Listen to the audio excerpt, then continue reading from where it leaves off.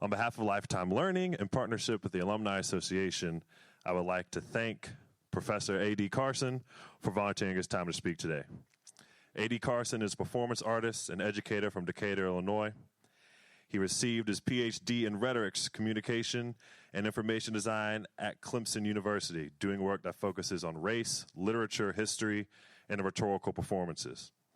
As a 2016 recipient of the Martin Luther King Jr. Award for Excellence in Service at Clemson, Carson worked with students, staff, faculty, and community members to raise awareness of historic entrenched racism at the university through his See the Stripes campaign, which takes its name from his 2014 poem, his dissertation, Owning My Masters, The Rhetorics of Rhymes and Revolutions. It is a digital archive that features a 34-track rap album and was recognized by the Graduate Student Government as a 2017 Outstanding Dissertation. Carson is an award-winning artist with essays, music, and poetry published at the variety of diverse venues such as The Guardian, Quiddity International Literal Journal, and public radio program, and the Journal for Culture and Religious Theory, among others. Carson is currently assistant professor in hip-hop in the Global South at the University of Virginia. Please join me in welcoming A.D. Carson.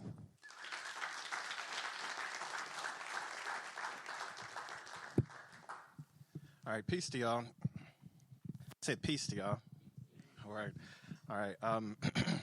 This microphone is doing its own thing, which is all right. I appreciate the opportunity to be here to share some stuff. I think that I also apologize for that picture of me as the title of this thing. But the picture is actually important, too. No, it's not the microphone. It's the stand. It's cool. I can also just do this. So this was my apartment during my when I was at Clemson doing the doctoral program there in Rhetorics, Communication, and Information Design. And I'm going to talk just a little bit about that to get to this thing that we call Owning My Masters, which was the dissertation. And we'll talk more about the hip-hop than the Global South, but if you have questions about that, then feel free to ask whenever we open up for that. But I want to start by saying, it's just talk, no gimmicks. If I ain't about to win it, then it's a lost cause. I'm standing at the finish, watching y'all racing, playing tomato paste and calling it ketchup. I am what's left of a dying breed, trying to breathe while in hell and stay sober while rappers that be on XL. And they swear that they be fly, but I'm piloting rocket ships and I don't see them. They be high, but they lie into you and yours. My crew and me, troubadours, we truthfully through and through be oratorically bored by those playing at their game. Same thing I said before. I said it before, they're settling for the metaphors that they could sell in the stores. The people that wanted to get it the way that they live it, the lyrics is telling the lives that they live in ain't really that different from what we are spitting on people I write for. I recite for the ones that's barely making it, living check to check, but never neglecting that his baby needs diapers, his lady needs nicer than current circumstances. I may be just nice enough to inspire the further planning. That's just talk. Pardon my message. They're like children with Barbies. They want to dress it. So it's a letter that won't ever be mailed. Philosophy like why try when you inevitably fail. So when I say that I'm good, that means that I ain't fucking with you. Plus, I say what you should, but you don't, and I don't blame you for just trying to sell. But look out, you'll be an addict if you buy it as well. So I don't blame you for just trying to sell, but look out, you'll be an addict if you buy it as well. I appreciate that. So one of the first publications that came through after I had proposed and had this dissertation project called Owning My Masters, The Rhetorics of Rhymes and Revolutions, when it was accepted, one of the first publications was with the Journal for Cultural and Religious Theory in an issue that they had on civic humanities, and I think that it probably can explain more succinctly what I'm attempting to do in language that I guess I feel comfortable with, and so that's what this is here. Right now, an educated Negro with a BA or an MA or a BS or a PhD. I'll tell you, you call him a nigga, that's what a nigga is. They say history is written by the victors. So when you see my picture in the book, it'll be consistent with my memory, my victory. The dissertation is really just, I guess like in a real practical way, just say it's a rap album. It's a rap album that is the text of the dissertation. So rather than it being like about rap or it being about like spoken word, it's actually done through those particular modes of presentation.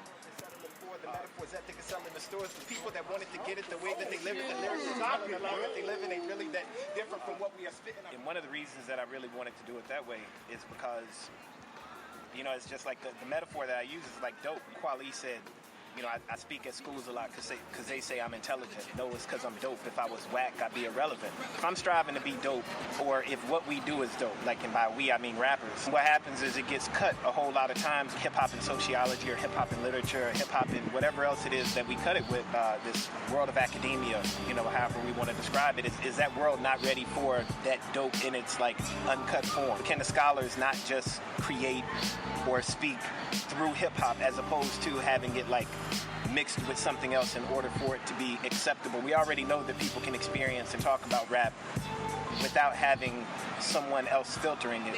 But I ain't on that slave shit. I ain't with that bosses you sick. The most you'll get from me is a hock of this spit. And that's it. I'm saying, ain't no crime in standing my ground. I ain't gonna wait for people standing around. Hope they recording it. Nope. If I'm endangering this from the police, I'm supposed to call another police? Man. I'm just kind of removing that filter and just like doing the rap, doing the dope, being the dope, hoping that whatever happens, even if the academic body, so to speak, like rejects it. I mean, I guess that's what dope does as well. It's overdose. I just feel like we've been doing hip hop or rapping or spoken word or graffiti b-boy and all of these different elements of hip hop have existed over here for so long as like ways that we can look at other things. I want hip hop to be the way that we look at things. I want the dope to be what I am and what I'm doing. It's very basically like I'm trying to be dope and do dope shit. That's pretty much it.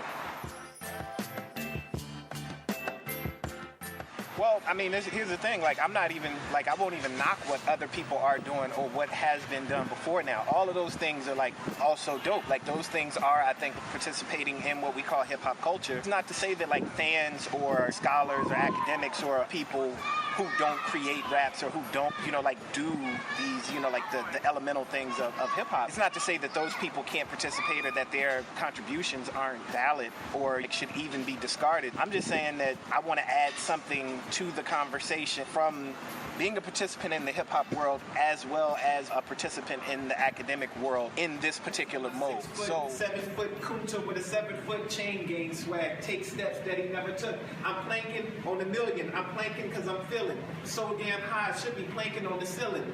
I don't understand it, but I fake it because I'm willing. And you so fucking stupid that you take it because I give it. Listen, you could be a nigga just like me. Walk, talk, act, dress like me. Roll over, beg, fetch like me. I want to actually rap my scholarship. And I don't think that there should really be that much of a problem with me doing the scholarship that we call hip-hop through rap. It shouldn't be a problem.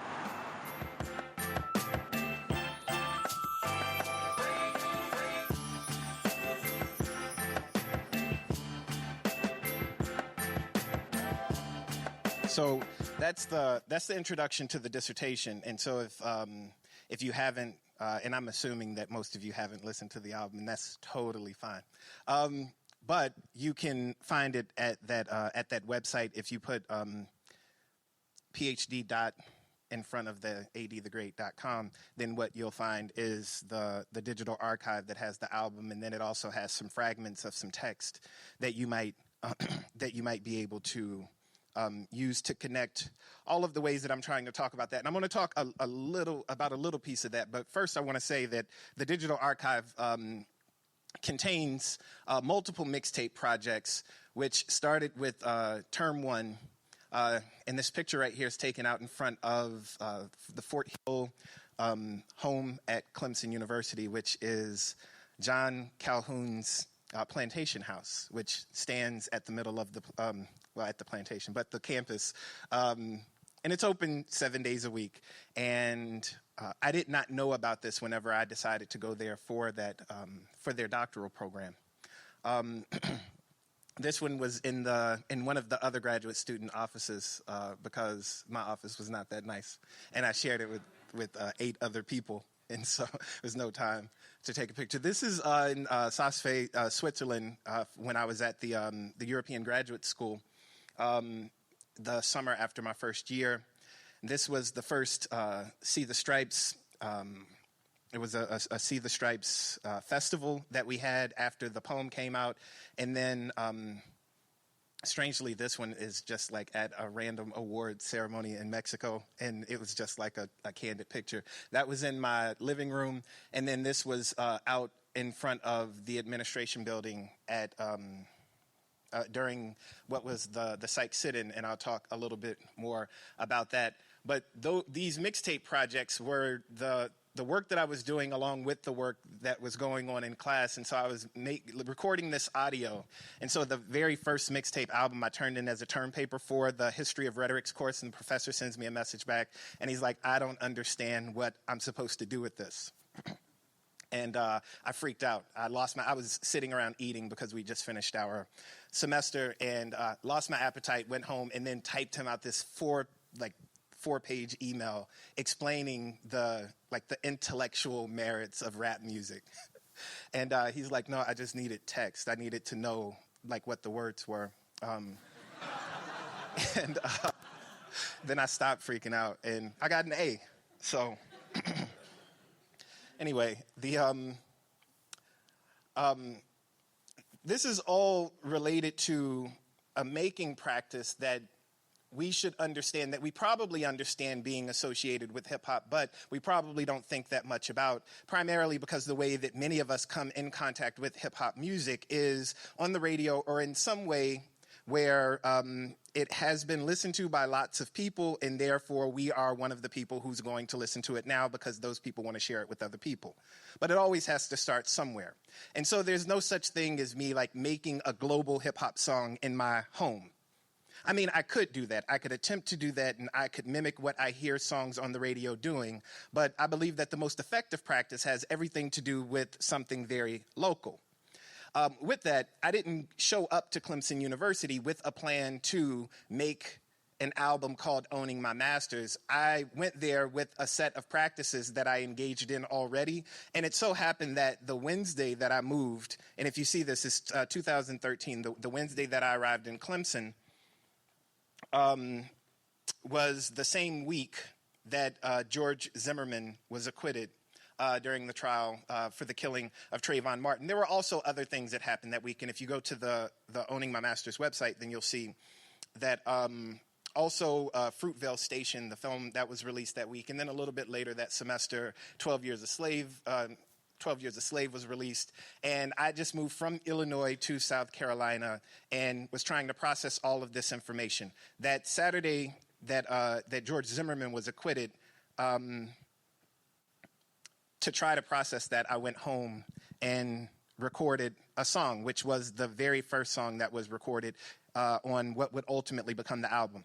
That song did not end up on the finished product that was the Owning My Masters album, and it was primarily because, a number of reasons. It didn't fit consistently with the album's playlist, but it's still there, so it's still on the SoundCloud page. But if you see also here toward this end, so in 2017, I graduated from Clemson on a Thursday, and if any of you live in Charlottesville or were in Charlottesville, then you know about the rally that was around the Robert E. Lee statue on the 13th, the Saturday. That was the Saturday after I'd graduated, and then that Monday was when I arrived here. And so if you think about the way that you might respond to things like that, there were 34 tracks over the course of the time that I was at Clemson, but then when I got here, it didn't stop. So it's like graduating and then moving on with the same project and then just sort of continuing this cycle. And I think that is something that I found that was kind of embodied by this photo. I wish that I could actually hand you all this photo so you could actually see what's going on here. This is John Calhoun's office. Now, in my imagination, there is no factual evidence to say that this is the desk at which he wrote his defense of slavery, calling it a positive good rather than a necessary evil. But if you look at the edges of the photo, you'll see that there's like, it looks like vegetation, trees or something. That's actually because you can't go into this office. It's blocked by a glass door. And so what I did is I took one of my camera's lenses and put it up against, it's a wide frame lens, and put it up against the door. And it took a picture of both the reflection and the inside of the room. And I thought that that was like a very emblematic picture of the way that I felt living at Clemson. And I think that it also stuck with me coming here to Charlottesville, feeling, somewhere between the outside and the inside, and trying to reflect both simultaneously, particularly because I'm making music that has to speak to a specific set of circumstances, or I feel obligated to speak to a certain set of circumstances in a particular mode that many people would be totally fine if I did not engage in. But I feel like my work would not have the resonance that it could have if I didn't engage those topics, because I think that it's fine enough for most people that rap is rap, and then rap as the medium becomes the thing that people are enamored with, and not, what's inside the vehicle. And I think it's really important to use this kind of vehicle for a very specific purpose. And so what I'll say is that this is not something that I just started when I went down there to that doctoral program. I did write this text that I believe is a failed attempt at the thing that I ultimately have continued to try to do in different ways. And so this book called Code was something that I said that I was like trying to write in hip hop. And it just takes these three mediums, poetry, prose, and lyrics, and attempts to weave a story out of them. And I was trying to model that, or what I believed, or a thing that I thought Gene Toomer was doing in Kane. This book is from 1923. But again, he's dealing with lyrics in a certain way, but also prose and poetry, and in other shorter forms. And so when I teach this for my composing mixtapes course, I'm thinking specifically about how Kane is kind of like a proto-mixtape as a piece of literature. And the way that this is all articulated for me is through Ralph Ellison's Invisible Man, particularly the prologue and epilogue of the text, in which the Invisible Man has retreated to an underground cellar, a basement refuge that he's stealing power from the monopolated power company, and he's got 1,369 lights lining the room, and he's imagining a different kind of engagement with music. So there's this, he calls himself a tinker thinker, and he's going to use this power that he's taken from this institution in order to imagine a different kind of future, one in which his invisibility can be used toward a certain goal. Again, I'll speak a little more about that in just a second. This here picture was taken at Clemson on the 14th of April in 2016. This is the second day of what I guess is now known as the Psych Sit-In. And 5 students, Raynisha White, DJ Smith, Kayla Williams, Ian Anderson, and myself were arrested for occupying this building, the main administrative building at the university, in an attempt to bring back to the administration grievances and demands that were issued the previous year. And this was almost exactly a year before I had defended my dissertation. And it was the context for the music that was being composed for owning my master's. And I was attempting to take, I guess, if we were to quote MLK, to take the noise that was there and then shape it into something else. To think about speaking out at a university, whose most famous building is named for the racist, admitted murderer, politician, and founding trustee Benjamin Tillman. And then the place being a former plantation on which students were currently and still are treated unequally, and then make that into something else, sound, music, a message, maybe even a degree, that would help us collectively work toward a more just reality. And hip-hop would be the best way to do that, but there had to be some actual tangible goals that I was reaching for. And so that day, when we were detained in that building, the crowd swelled, and I think that maybe about 400 more people came and sat out there and slept out there on those steps for the next 7 days, attempting to get the university to act on these things that we were thinking about. I'm not going to show the video, but you are welcome to, if you go to that website, then you'll see the See the Stripes video. But it's also one of the tracks. The site of the most. It's one of the tracks from the dissertation project. And so, it's just telling me there's music here. This poem here is actually an attempt to remix what Ellison does in that text. And it says, "You don't see him. He often doubts if he really exists. His is not the radio phonograph. His is capable of 5 live sounds, of feeling their vibration, of being the embodiment of those sounds. But he's not 5 Louis Armstrongs playing and singing, 'What did I do to be so black and blue?' Yet he's made poetry out of his being invisible. And it's probably because he's unaware that he is invisible. I understand his invisibility, though, I think. He has that slightly different sense of time, and I can at least tell when he's not quite on the beat, sometimes ahead and sometimes behind. But never mind me. This isn't about me. He listens in that newly discovered analytical way of listening to music. I hear each melodic line existing of itself, standing out clearly from all the rest, saying its piece, waiting patiently for the other voices to speak. He listens in time and space, entering and descending into its depths like the invisible men before us, like Dante. Knowing now that few really listen to this, the invisible music of his isolation, he asks, not what did he do to be so blue, but what do we do with the black? Bear with us." Now, in that text, it says that the invisible man discovers a new analytical way of listening to music while under the spell of reefer. If we're listening to people like Hortense Spillers, who asks us to be self-critical, as a result of being what she describes as discomfited or unoriented, and she suggests that that's the work of the work of the intellectual should make her reader or hearer. And Avatar Rennell might call this a conjuring, and she says that, quote, "Intoxication names the method of mental labor that is responsible for making phantoms appear.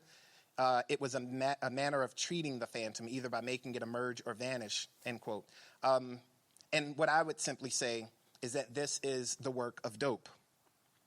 So Ellison's narrator states, "You're constantly being bumped against by those of poor vision, or again, you often doubt if you really exist."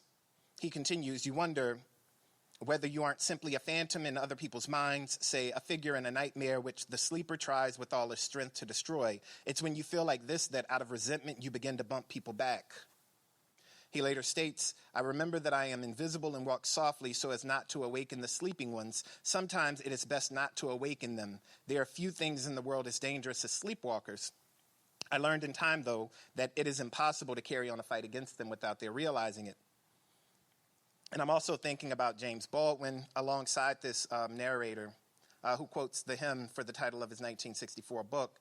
He says, "God gave Noah the rainbow sign, no more water, the fire next time." This is an attempt to fill in all of these gaps between the frame of this poetry and this music, and then to create a pedagogy that is going to be useful to my students. To close that frame, the end poem. So there you have it. His invisibility placed us here. In fact, it showed us and helped us accept where we are, studying this lesson through his life. He tried to do it in everyone's way but his own. That was his problem, that and being called one thing, then another, while no one really wished to hear what he called himself. Rebellion was inevitable, invisible, a return. The end was in the beginning, beneath the surface, underground, underthought, but understood. Under common circumstances, we would say this was about history, about her. But this is more undercommons than even common sense might say, black and fugitive study and planning, and Act 2. This is about us, about being without substance, a disembodied voice with no choice but to tell you what you've been looking through. Him on the lower frequencies, speaking for you. Now, as I said before, I took that, I attempted to try to take that practice and continue to make music, which was probably the easier part. And so you have this sleepwalking project, which came in 2017, the September that I started. And it's 12 more tracks talking about the exact same thing, except for the context has changed. I'm in a different place, literally in a different place. But also, my circumstances have changed. I'm no longer a graduate student. I'm an assistant professor. I'm at the University of Virginia, and I am in this position that they call assistant professor of hip-hop in the Global South. And then I go through a year of teaching, and then I release Sleepwalking 2. Now, again, all of these are attempting to engage in everything that I just told you before. This is the playlist, Sticks and Stones, Antidote, Kill Whitey, Concern, and Escape. I tried differently in this piece to speak very specifically to a set of issues that I believed existed, and those were issues about language that all of those people that I mentioned previously talked about. But to really engage the question, what can or should a person in the position that I'm occupying now say or do in language? And what is the most productive way to do that? And so I attempted to take the form of like 5-paragraph essay or, like 5-chapter monograph and make a very succinct project, because I know for a fact that even though the dissertation is 34 tracks and, it's already done and no one can take that away, that most people are not going to put the time into really trying to dissect and digest 34 tracks worth of music. Similarly, people may not even want to do that with 12 tracks. But with this, it's 17 minutes, and I can do that in a classroom session. I can do that in a smaller group like this or in a large group. And so we attempted to also have listening sessions so that we can actually talk about the work in language. And then also, I wanted it to reflect the kind of work that was going on in class. And so that's what this is, the practice of teaching hip-hop, in, especially here at UVA. So that's this video.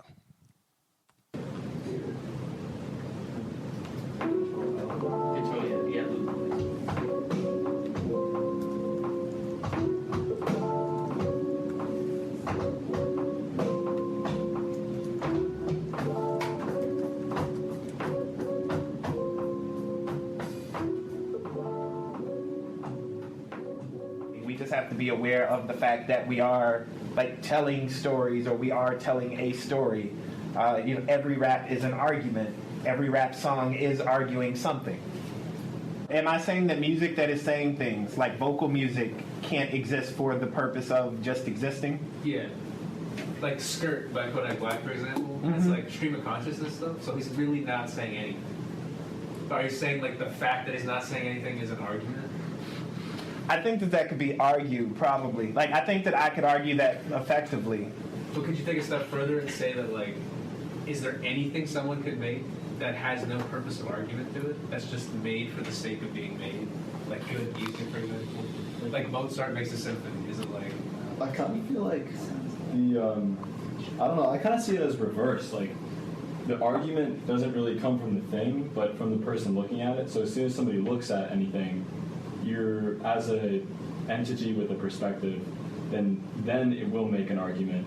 But it's more like you're making an argument for the thing in question. This is the aftermath of countless editions, the prehistoric traditions. I'm cursed with these visions and Nostradamus predictions. I see guns, bombs, mortars, and morticians, raging fires of desire, greed, motivations, addictions, fools. Refuse to listen, live in endless repetition to all legacy. Like history, live in this unnatural selection, truly survival of the Zion is interdependence. Zion is seeing my color and me seeing yours, brown, bold, and blissful. Zion is lush lips and thick hips and black hair, not yours to touch.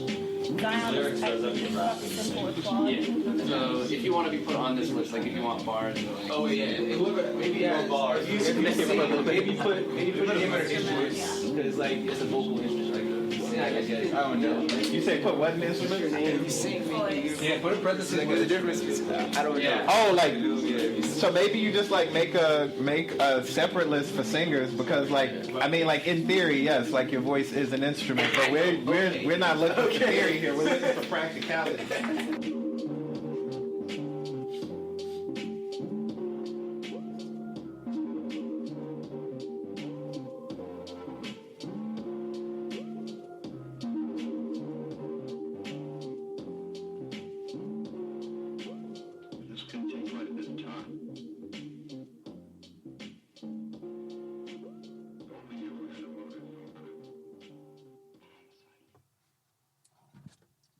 So that was the first composing mixtapes class, and I told them that I was really impressed with the work they did because I didn't know what to expect, especially using an album like Owning My Masters as the model for the students to create their own work. You'd probably imagine that the students would try to take like my perspectives in order to impress me and then like mold them into their own. And the idea was to really create a set of practices that they'd be able to use to express their own opinions in the things that are local and central to them, rather than trying to somehow appropriate these issues that I saw at Clemson. How could we actually, or how could they actually speak about what they saw as being members of the Charlottesville community, but also members of the UVA community here at the university? And the class last year took a much different approach than the class this year took. And so the group Extension 398, which was the first group, they put together a set of tracks that I thought were remarkable in the range, but also they just worked really well together. But I also imagine if you see the room that they're in, this is the Rap Lab over in New Cabell 398, and that's where they took the name from.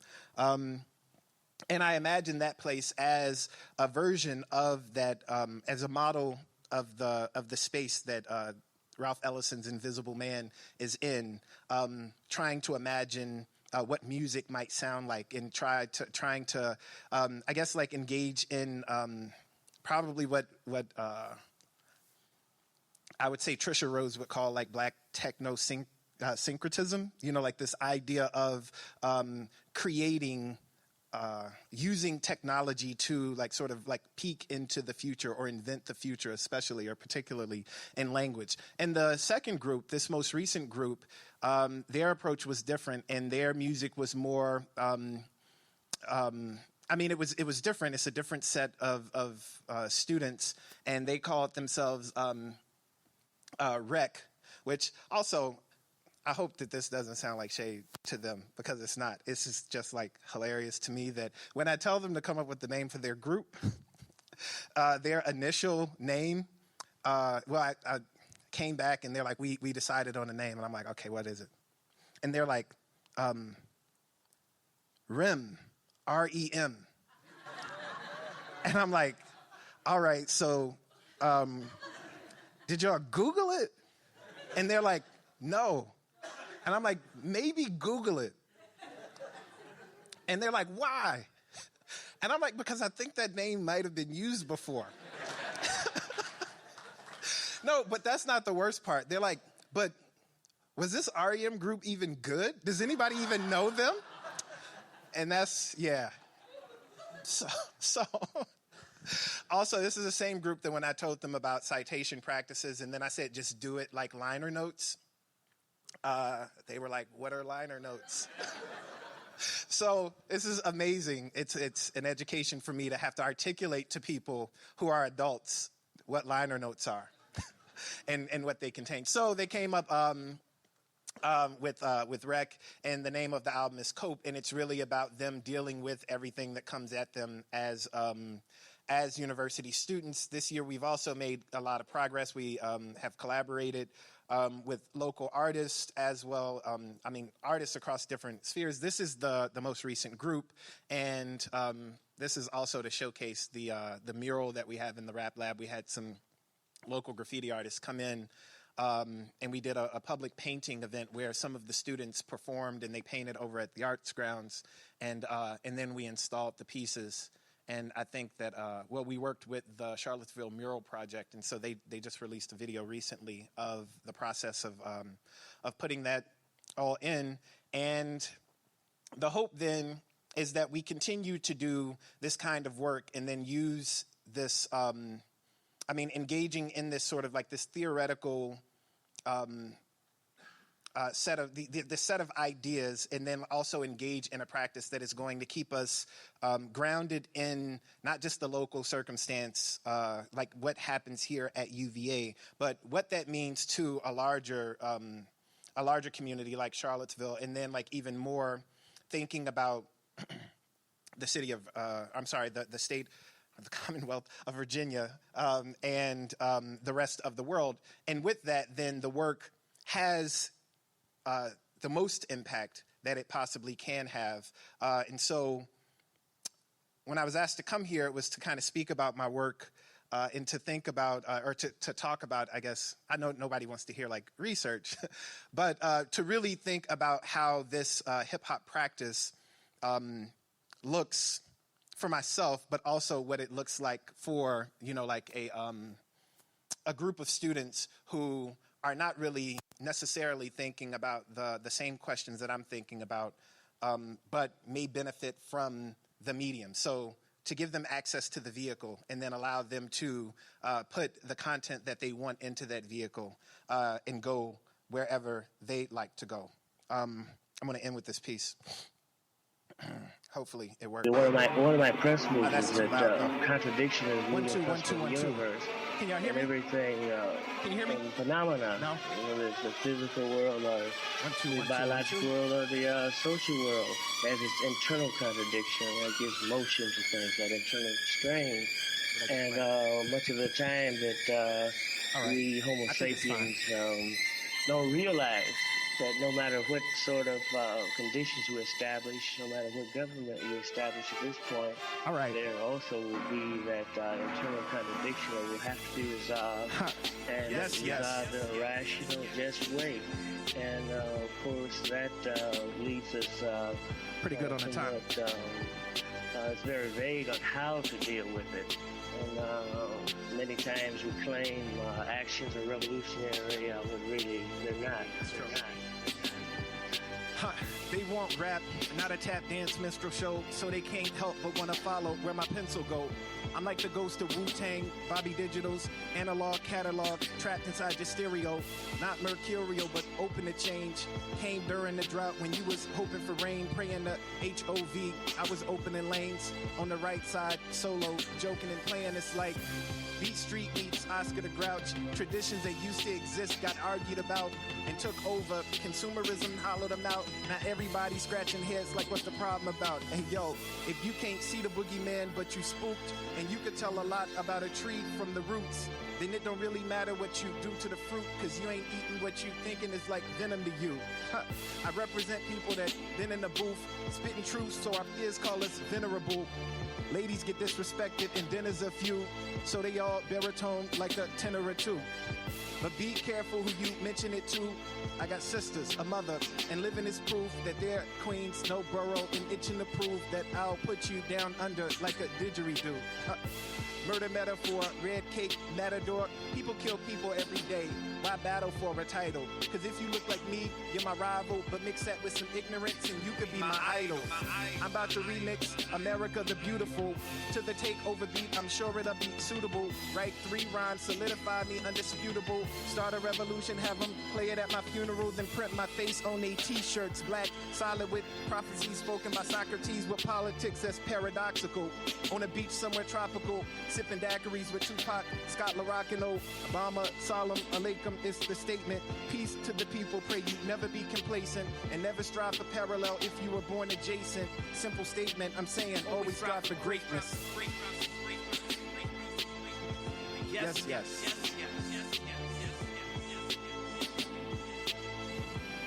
Are you not, perhaps, afraid of what might happen to you as a result of making these revelations? Oh, yes. I probably am a dead man already. No, I don't worry. I tell you, I'm a man who believed that I died 20 years ago. And I live like a man who is dead already. I have no fear whatsoever of anybody or anything.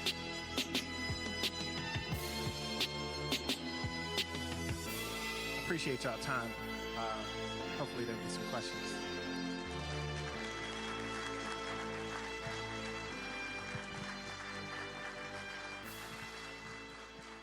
Okay, we're going to pass around the mic. Anybody have some questions?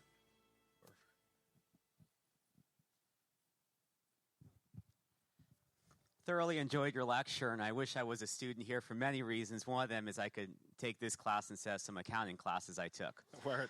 But the question I have is the last couple of years, I know there's been a so-called emo rap where Extension and Juice WRLD have come through. Very depressed lyrics, very powerful, very different from some of the gangster rap or other type rap. Do you think that's going to continue? Do you think there'll be more rappers who talk about different type subjects matters? Or how do you think that's going to go in the next couple of years? Yeah, I mean, I wish that was like mostly, I wish that was more content driven than it is. You know, like I think that so long as people buy it, then there's going to be more of it. And I think the same thing happens with so-called gangster rap.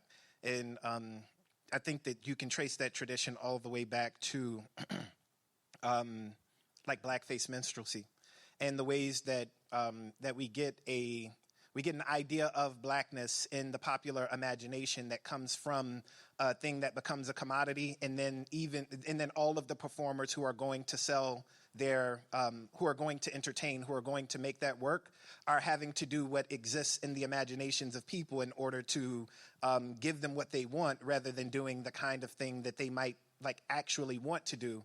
And then thinking about what people might actually want to do becomes a really fraught thing, because people might see it and say, I like that, and now I'm going to do it, and maybe even do it unironically. And then we have all of these questions about things that we might call like cultural appropriation, which is probably not the correct term for it. But it has everything to do with rap as a commodity, and more than, you know, like the real content of the music that that people might be doing. And I also just wish that there was a simpler way to answer that question, because I think that there's like another approach that says that what we call emo rap now has been going on for a really long time, and the ways that we describe the people who make rap music have everything to do with the ways that we allow those people to be human beings. And we've allowed certain groups of people to be emotional now, or to consider them emotional now.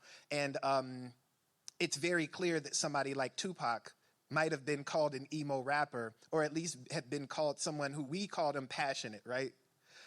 Or people might describe him as passionate, or they talk about his delivery. But really what we're talking about is a kind of emotion in his work. He's the same person that says, you know, I smoke a blunt to get the pain out, and if I wasn't high, I'd probably blow my fucking brains out. And so if someone is going to call you know, Extentation like the next coming of Tupac, then wouldn't Tupac be like the proto-emo rapper? But then, you know, like we could probably go all the way back to like The Message, which is actually, I think, an emotional appeal as well. And that's at the very beginning. So I think that the labels, again, have more to do with the ways that rap gets sold than it has to do with what is actually happening with rap music. So I hope that people just keep doing dope shit, you know, that they want to do. And the ways that we describe it is like accurate and not anachronistic. Hi. Hello. This is probably not fair, so I apologize. So as a woman, I in just with hip hop, I know that I look for myself a lot in hip hop, and have been very pleased recently with what I think is, my opinion, the rise of female rap and or women rapping. They call it female rap. Everyone has different terms for gender. Sorry. So like I know one thing that I've found very frustrating because I try to, when I listen to hip hop, even though I love the greats, as I've gotten older, leaning more on listening to female rap because I'm a woman and I like some of the things they say. But it seems like there's been a long history of there only being one. Yeah. And I think that's kind of changing. I kind of see it changing, even with some of the fluff, like even with some that people would argue aren't real hip hop artists like Cardi B. I still enjoy Cardi B and City Girls, but I also love Meg Thee Stallion, you know, who I think is a really good hip hop artist, like one of a real one. And it's really amazing to see. Like, what do you think about? Do you see that changing? Do you see this shift happening, or is it going to be? Do you think we still have a ways to go for there to be more diversity, just like there is with men rapping? There's so many in the female rap world.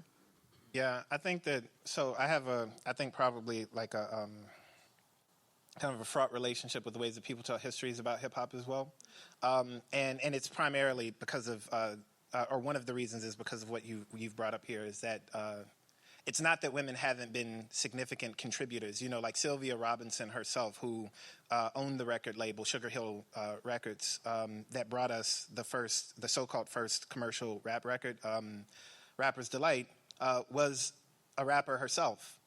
And so we don't even talk about how like women rappers have, or we don't seem to make as much room for talking about how women who rapped have been present throughout the history.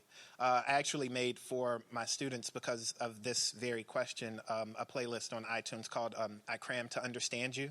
And it's really just I Cram to Understand You is a song by MC Lyte, for y'all that don't know. Anybody know that? Okay, so 7 people knew, and the rest of y'all didn't. So you can find that playlist on iTunes if you want to listen to this history of women who've been rapping from the very beginning and have been significant contributors. But the way that it's always been written about is, you know, we say like, who's your favorite rapper now? Who's your favorite woman who raps? As opposed to talking about like really exploring all of the people who have been contributing over the time. I think that has a lot to do with also the way that we talk about women in media. And it's not just in rap, but it becomes a thing that happens in rap because like rap has been the place where, you know, like all of the pathologies of all of the darker skinned people in this country have like sort of rested comfortably, because for some reason and I don't mean we, but like we were cool with that. And totally fine with the way that was like narrated. And now we're having to revise that or push back against that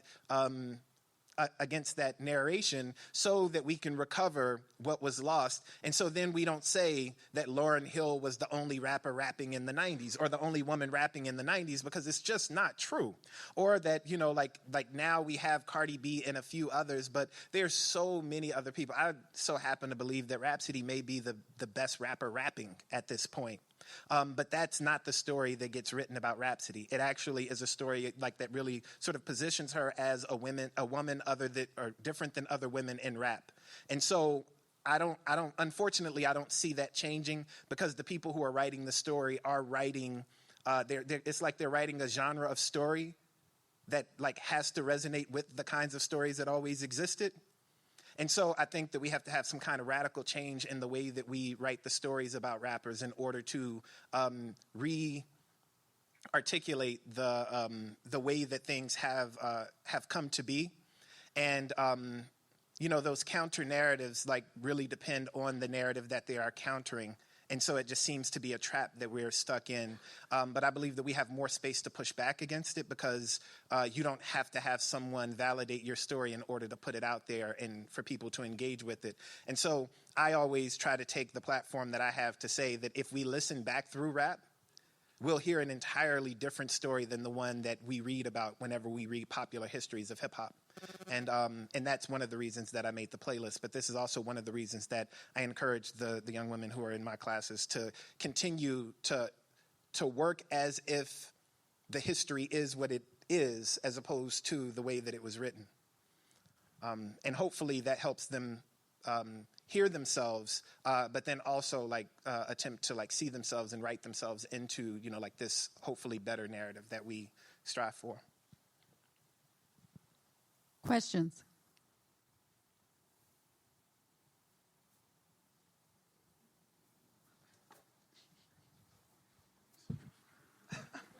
Do you think SoundCloud's making rap worse or better?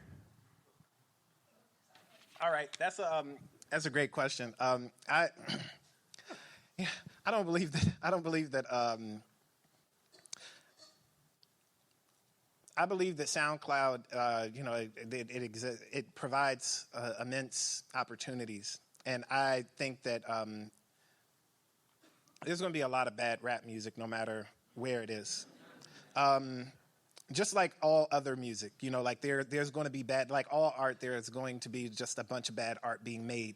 And I encourage everybody to make bad art. I mean, this is how we find out that it's bad, is by making it.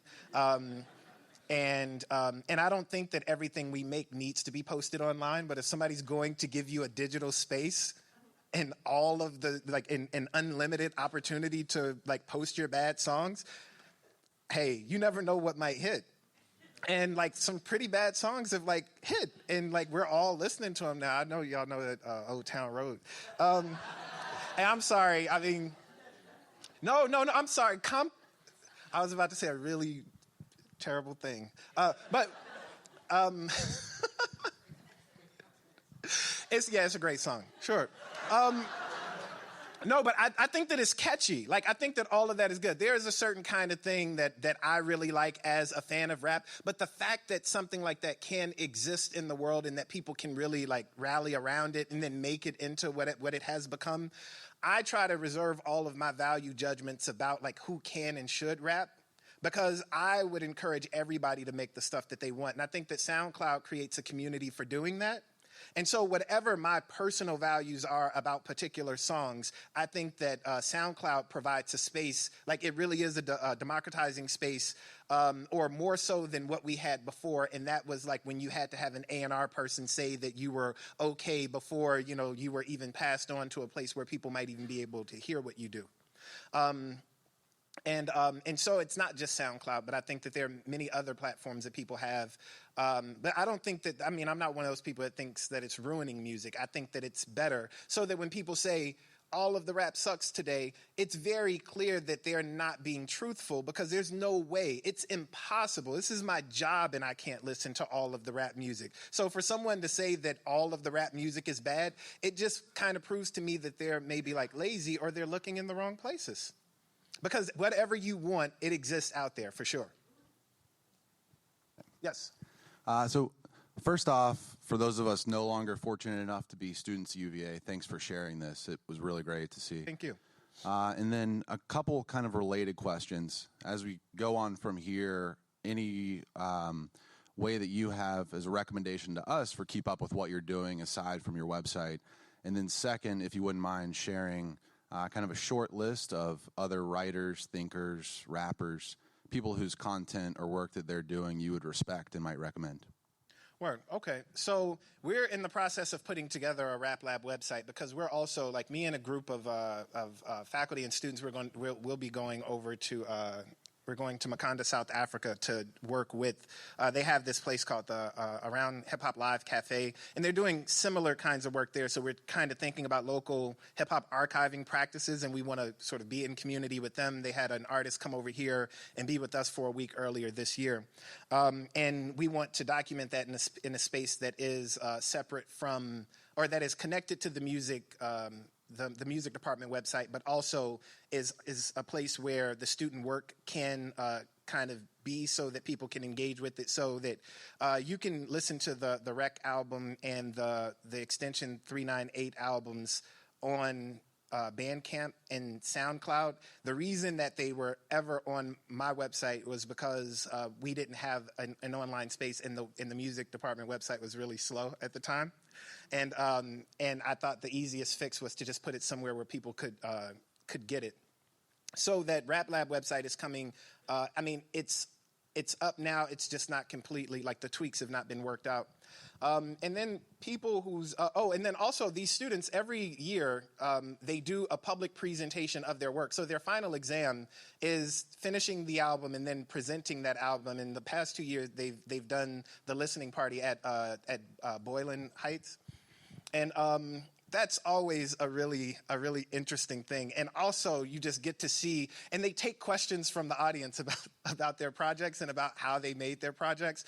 And I think that it's really great to see them take ownership of the work that they've done. So it's not me standing there and, like, forcing them to say, things. They really are going, articulating what it is they've learned about themselves, and they've learned about the work, and they've learned about the world in that space, along with you getting to hear the work that they, what they worked on for 16 weeks. And so we'll do it. They so happen to fall on the same week the past 2 years, so this upcoming year we're just going to plan on having it at the same time, and we'll try to send out advance notice of that. Artists and thinkers whose work I respect, they probably... So there are a lot of hip hop artists that I like. There's a guy by the name of Brandon Alexander Williams who's working. He's on a fellowship at the University of Iowa. I think that he's an incredible lyricist, and is an MC and spoken word poet. And he's got a couple books out, but his music is just really good, and does a lot of the stuff that I am really impressed by in rap. There's a group called One Shadow, whose music you probably, I guess they have a new album called, I can't remember the name of the album. There's a new album that they have on iTunes, though, that I think is incredible. Truth, the producer of that group, is a guy who I know and who's just like an incredibly talented dude. I think that what has been really influential for me is reading a lot of Fred Moten, and I think Imani Perry as well. Imani Perry wrote Prophets of the Hood, which was this hip-hop text, but she just also wrote 3 books last year, one on Lorraine Hansberry, and then she wrote a book called Vexy Thing about black feminisms, and then what was the third book? A book on, it's a history of Lift Every Voice and Sing, the Black National Anthem, and I think that she's an incredible thinker who I'm always learning from. And I think one of the things that we find in hip hop is that our source material is often outside of hip hop, and then we use these things to make the particular thing that we hear and we call hip hop. But all of our break beats are like soul songs, or like jazz songs, and all of this. And I think intellectually it's the same kind of thing. I don't have very strict disciplinary interests, and what happens in what they call hip hop studies is that people are kind of talking to hip hop studies people, and I'm not saying that there's anything wrong with that, but hip hop ed is talking to people who are teaching and want to use hip hop, and so I find the people that I'm reading are people who are outside of this, and I'm trying to process them and then make what they do applicable to what's happening in my classroom. Kiese Layman is also a person whose work I think is incredible. He's got a memoir called Heavy that just came out, but I teach his book Long Division as well, and he's got a book of essays called How to Slowly Kill Yourself and Others in America that was very impactful for me. One last question.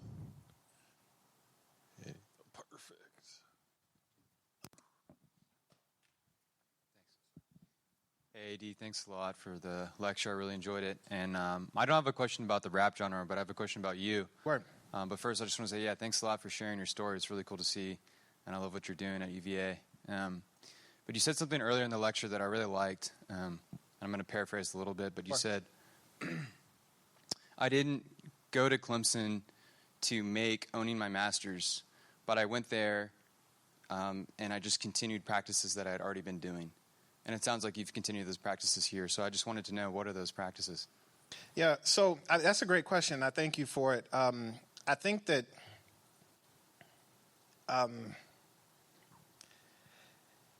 there's a care that we have to have, like in our being.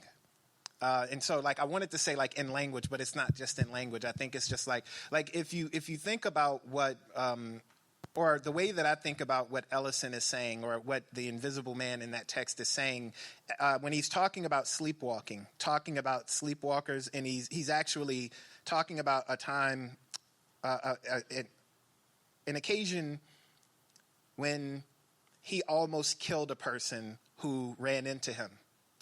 And he's talking about realizing that that person couldn't see him. And that was the reason that the person ran into him. And then thinking about a way that he might carry on that fight against sleepwalkers, because he says, very few things in the world are as dangerous as sleepwalkers. And I think that it's because of the way that, like, folks might, like, sort of, like, run over you because they can't see you. And then, the way that we would articulate the violence that happens when a person runs you over is like maybe like we would call a person uncivil. Like when if like racism happens and then I yell and then somebody's like, I'd love to hear what you're saying, but like, could you please calm down? Because, that kind of thing. Well, at some point when I talk about moving from there to here, or when I talk about moving from Illinois to Clemson, I'm not so sure that, like when we are the people who are like sort of deeming other folks like sleep or woke, that we have the power to do that. So I also have to be mindful that I'm not the sleepwalker who's running over folks. So when I'm in my classroom, I may be actually doing something because I'm given the power by this institution appointing me assistant professor of hip hop to do incredible violence. Now, they never said, come here and do violence, right? But that's never the way people with power are told that they have power. And it's never the way that people aren't told to be careful in that way either. And if you don't realize it, then you can just come into class. I can go into class and just teach you the book on hip hop and then say no women were around. Or that there is no, queer or trans history of hip hop. Or that, everything is okay and it's just like this universal thing. So to me, I think it's a matter of like taking care into the world. And then trying to speak to that and through that whenever I do feel compelled to speak. And I think that gets harder every day because there are more things that I am realizing as I am attempting to make music. And so I think that I probably produce more and release less now than I did then, because there's so much more stuff that I'm processing, but so much less of it I feel comfortable sharing widely. If you think like this sleepwalking too, I think I sat on that project for 2 months before I let anybody hear it, because one of my friends is like, well, if you release that, you're probably going to get fired. And I'm like, yeah, well, if I get fired, then that's cool, because I think that it really needs to be said. But imagine that it really does mean that much, that what does it mean to be a professor of hip hop in a world where there are no professors of hip hop? And where rappers have to say the shit that other people won't say, in a world where when you say shit that people won't say, you get ousted. So that means that, I have to be willing to be gone tomorrow. I'm planning for a future that, we're all planning for a future that doesn't exist. I'm just walking on ground, looking in the next step. There's literally no ground there. And I have to walk with faith that something is going to come there and hold my foot up whenever I put it down. So that's what the practice is today. But, when I went to Clemson, there was no guarantee that they were going to accept rap music as my product. When I went to defend the dissertation, there was no guarantee that they were going to say, you pass. When I went on the job market, there was no guarantee that there was going to be a professorship of hip hop. When I came here to to interview, there was no guarantee that they were looking for someone like me. And so it's just moving through the world also, like, without those guarantees. So being, like, taking care, being careful, like, full of care, but also, like, abandoning the idea that, like, any of this is something that I am owed. And then taking the responsibility of making dope shit with dope people, you know, like, taking that really seriously. And then doing it. All right. A round of applause for A.D. Carson. I appreciate y'all. And in case you want to hear this again, there's a podcast, Lifetime Learning. You can find it on the UVA website. If anybody missed it and you want to share it with them, we did make this to a podcast. And we also have a gift for you, sir. Oh, word. So thank you again for coming. If we can give him one more round of applause.